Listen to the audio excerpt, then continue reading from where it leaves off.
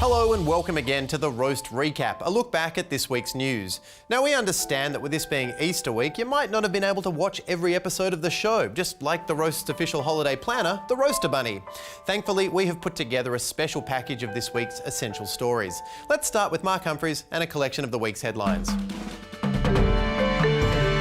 Fairfax Media reports that China, the country, not the former giant lady wrestler, is building a network of spies inside Australia's universities. This makes Chinese spies the creepiest people on university campuses, right behind those students that really want to get on student council. China is constructing the network because the communist government is keen to keep tabs on any citizens studying overseas. 90,000 students from mainland China are potentially exposed to ideas and activities not readily available at home. Yeah, China had better be careful. For all they know, 90,000 Chinese students have been converted to ultimate frisbee.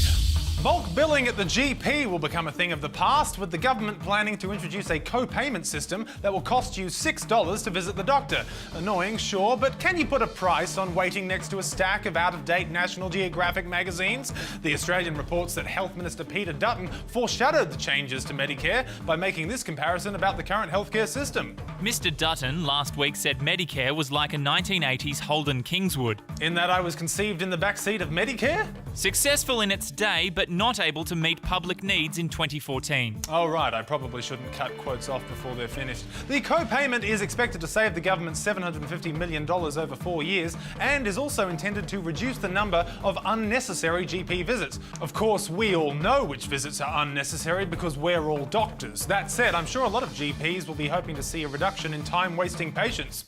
Doctor, my elbows are too dry. I swallowed the sticker on this apple. All right. I shaved my chest and now it's all prickly. All right. I ate a Mars bar I've had since the 90s. Got it. Sometimes I shiver when I pee. Did you just pee? Pushing on, the Duke and Duchess of Cambridge, the British tourists least likely to take off their shirt and shout, "Barmy, army," have added their signatures to a Bible which came to Australia with the First Fleet. The Bible has been signed by every monarch to visit Australia in the past century, except of course baby Prince George. Not only is his penmanship atrocious, but this book didn't survive months at sea just to suffer man-made water damage. As you can see, William and Catherine just signed their first names, but in the other corner, some guy called Samuel Marsden wrote his full name, as well as a whole paragraph explaining who he is. Don't you hate it when a whole bunch of famous people get together to do something, only to be upstaged by some clown who doesn't belong? I'm looking at you, Lupita Nyong'o's brother. Now, if you've never heard of the world's most valuable guest book, you're not alone. Just ask Reverend Justin Moffat. Very few people know about this Bible and this prayer book, which is a pity. I wonder why that is. The Bible is locked in a safe in Sydney's St Philip's Church. That'll do it. For the roast, I'm Mark Humphries.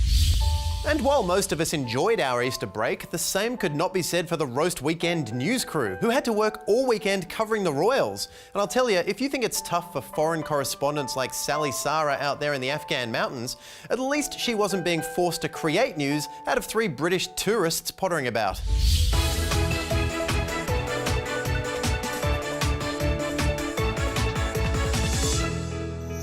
Well, how about that? I'll be buying many pairs of those. Moving to the Ukraine now. It's again in turmoil as the fragile Easter truce has been broken. Speaking of fragile, an equally fragile Easter egg was given to Prince William by excited onlookers. My sources say that while the egg was most likely milk chocolate, they aren't ruling out that it may have been dark chocolate or even carob. No kid likes carob. What the hell is it? Alex? Turning now to Nepal, where 12 Sherpas were killed preparing routes on Mount Everest. The mountain is much larger than the Blue Mountains. Stay safe this Easter, everyone. Alex? a ferry On Sydney Harbour was ridden by Kate and Will. Alex? She's probably gone to do some royal watching. That woman is obsessed. Okay, so you promise you won't do it again.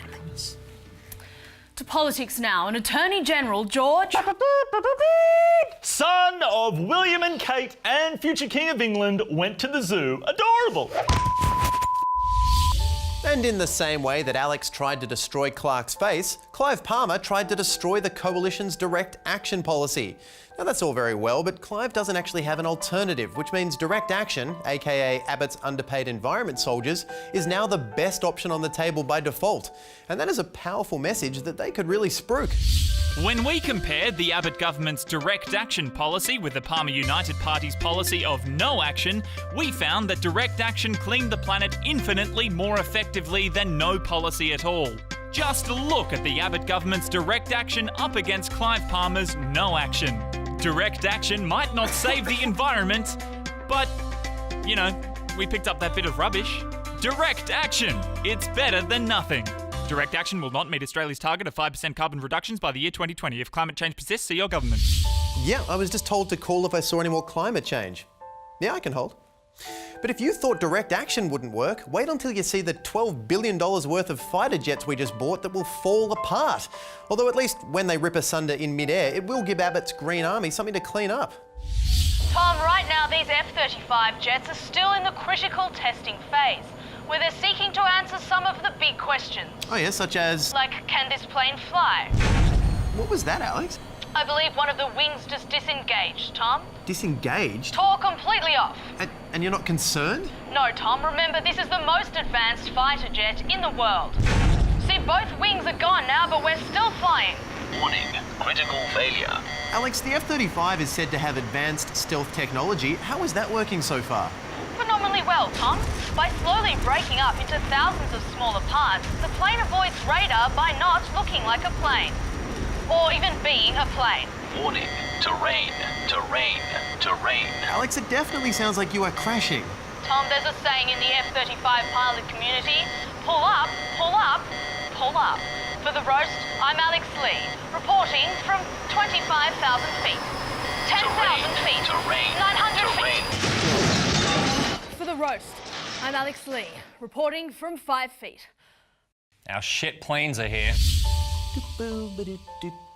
Turning from shit planes to shit memorabilia, in a story more relevant today than it was when we ran it, Jazz Twemlow took a look at how some people are cashing in on Anzac Day. And it's not by selling Anzac Day biscuits, it's by disgracing the memory of the dead. Jazz! Some shops are selling Anzac medallions and vials of authentic sand from Gallipoli, with an uninspiring 10% of profits going to help veterans. Presumably, the remaining 90% is profit from sand that people we don't want to commemorate died on. Or why not buy a Lest We Forget Remembrance watch with iconic rising sun and slouch hat reproduced in shimmering gold tone, a whole 0% going to veterans. So at least its creator knew exactly what time it was when they started profiting from human tragedy. Or if you're feeling particularly tacky, a cruise is planned for 2015 to Anzac Cove that will include a concert with Daryl Braithwaite and Kate Ceberano providing onboard entertainment.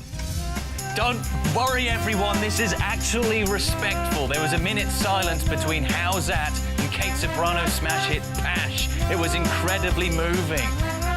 Woohoo! And what if you were wondering, how can we disrespect the dead and make alive women feel like they're not good enough? Well, you're in luck. Melbourne-based cosmetic surgery Real was running a competition asking women to complete a questionnaire rating their breasts for a chance to win a highly sought-after Anzac Day football experience for you and your bestie, and a complimentary consultation with a plastic surgeon. Hey, eyes up here, Real Cosmetics. Stop staring at my disgust. So is one of these opportunistic business ventures worse than the other? Or are they all equally the worst thing ever? I think it's fair to say back in 1915, they weren't fighting for this. No, I was holding. Oh, and if you act now, I hear they are offering a complimentary 9/11 Botox injection to wipe that shocked expression off your face. Good night.